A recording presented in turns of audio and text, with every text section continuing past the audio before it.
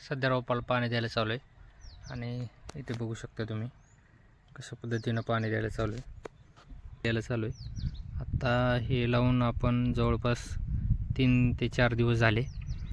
तर ते बेडवर लावा किंवा वाफे करून लावा आणि त्याच्यामध्ये पाणी जास्त बसेल असे वाफे करा, जेणेकरून आता आम्ही इथे पाट पाणी देतो आहे। जर तुम्ही फक्त पाईपनं रेन पाईपनं पाणी जर दिलं तर ते पाणी खूप कमी पाणी देतो आपण।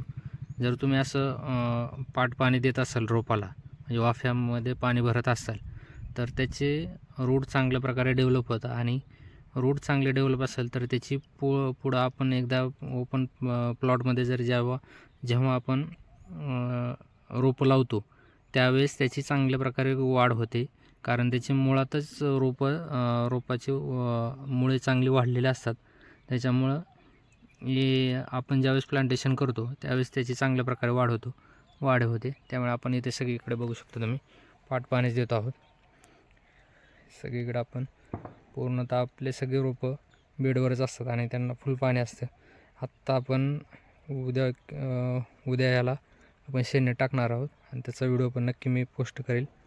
तर अशाच नवीन व्हिडिओसाठी माझ्या चॅनलला फॉलो करा। धन्यवाद।